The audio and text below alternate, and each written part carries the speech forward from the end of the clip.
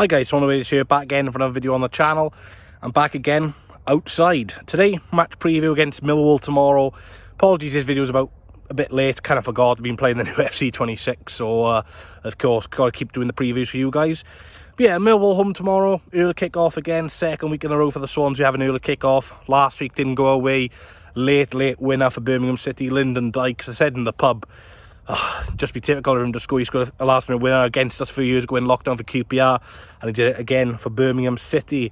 But yeah, Millwall at home, always a tricky game against Millwall. You know what to expect against them, and the last couple of games we've had against them, they beat us 1-0 in the last three. So yeah, they've had back-to-back 1-0 victories down here. Very good, strong record at the moment at the Swansea.com Stadium.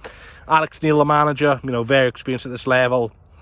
I've followed Alex Neil's career from when he was at Hamilton Academical, and when he went to Norwich, Stoke, Sunderland, etc. Now finds himself at Millwall. I think he's a pretty solid manager for Millwall.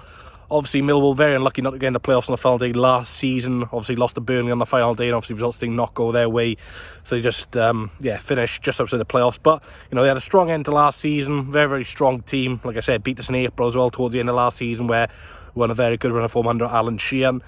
But yeah, look, Millwall, I don't really like playing them. They always seem to have a number, like I said. Very solid defensive team, and obviously very good at getting them set pieces. And yeah, look, they're going to come to you tomorrow, and they're going to sit a lot of players behind the ball and use set pieces and trying to counter-attack what they've done the last couple of seasons, which has worked for them. So we've got to start well tomorrow. We've got to get that first goal, because if it comes the 60th, 70th minute, 0-0, yeah, you just know what way the game's going to go. But yeah, Millwall, strong defensive team. Like I said, Jay Cooper, he's been on Millwall for, I think it's over 10 years now. Outstanding defender. Did lose Tanganga. He went to Sheffield United. Big blow for them. But they did bring in Caleb Taylor from West Bromwich Albion, which is a solid pickup as well. He was quite good on loan last season. Wycombe Wanderers. But yeah, they do have a couple of former Swans players. Luke Cundall, of course, was on loan at Swansea a few seasons ago. Pretty solid player. Didn't pull up any trees, but when you've got a midfielder who really doesn't catch the eye, just shows he does a solid job. Not one to pick up the headlines, but just does his job pretty well. And obviously the goalkeeper, Stephen Bender, currently on loan from Fulham. Left Swansea a couple of seasons ago, and this is his first real spell of games since leaving Swansea. Obviously at Fulham, never really going to get into that number one spot ahead of Bernd Leno, but I'm sure, Leno and Bender, both German players, they would have really helped Bender in his development. But obviously his season's not been great for Bender, has made a few mistakes, but also has made a few outstanding saves. And that's always going to happen when you have a keeper who hasn't played for a couple of seasons. He is going to be a little bit rusty, but Millwall fans, trust me, Bender is pretty solid, but hopefully he has a very poor game tomorrow. But yeah, looking forward to seeing the return of Bender. Obviously came through the Swans Academy. Obviously we bought him into the Academy from, of course, Gerhard Tremel, the Swans Carabao Cup winning goalkeeper. But yeah, it'll be a tough game tomorrow. We've just got to start quick and, get that first goal, because that's been a real killer instinct for Millwall against us. They frustrated us, quiet the crowd down, then bang, last minute goal. And yeah, the last two times we've actually come down stadium, 90th minute goal by the same bloody player, Casper Dignot, who is a defensive midfielder. So if he makes it a hat-trick against us, then yeah, it's just a tough time to be a Swans fan. But look, overall, the Swans are doing okay at the moment. We're 11th, they're 10th, they're on 10 points, so we're on 8 points. So very similar teams. But you can't deny, I think we're unbeaten in the last 10 competitive home games under Alan Sheehan, which is, a tremendous record. Obviously, we should have a bit more points on the board.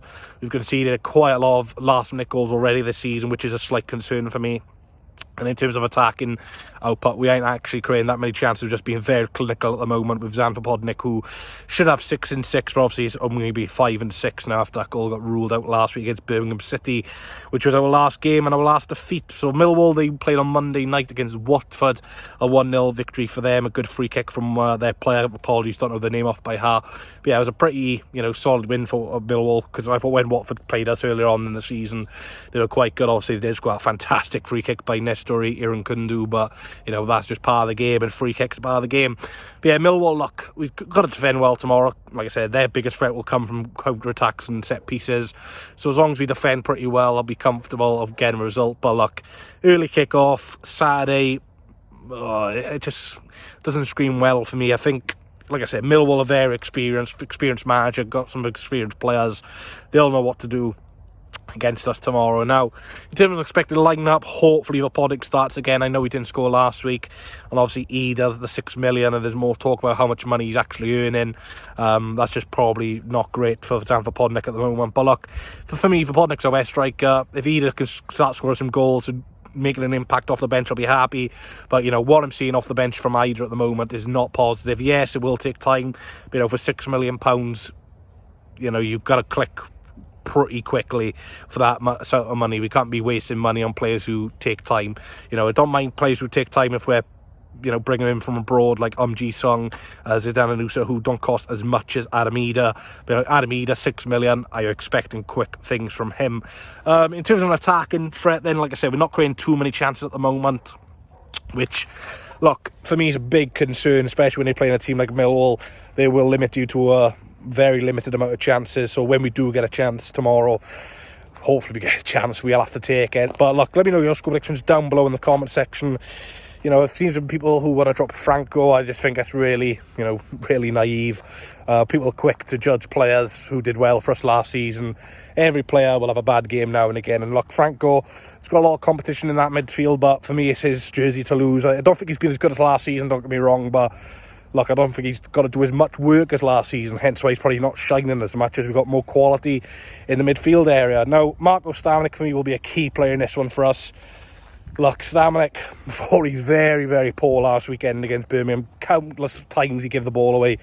But to be fair, that was his first game back in a couple of weeks from an injury. So, yeah, he'll be huge for us tomorrow. I just see a squirrel ahead of me. But look, yeah, Stamenik's physicality will be very crucial. So, score prediction, unfortunately, I'm going to be very bored and predicting 0-0.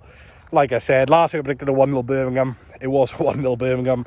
Like I said, I don't want to be, unrealistic, but I want to be, honest to you guys. And I don't know if I can show you this squirrel.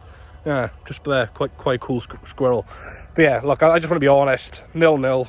Hopefully, I'm proved wrong. But look, if there is a goal tomorrow, I think it'll be under 2. So yeah, look, Swans v Millwall tomorrow. There will not be a watch long. I'm working in the morning, gutted, but I finish at 12:30, so hopefully I can get out of work soon and watch the full game and give a match reaction. But hopefully you guys have a cracking weekend. As you can tell, weather's quite nice in Swansea. If there's any Millwall fans watching, let me know any key players Swansea to go for tomorrow, and safe journey down to all the Millwall fans. But like I said, 12:30, we're home to Millwall, a team we haven't got a great record against. Doesn't bode well. Goodbye, Squirrel, and goodbye, viewers. Thanks for watching. I'll see you tomorrow for the match reaction against Millwall. Come on, the Swans. Show you, I need one more chance.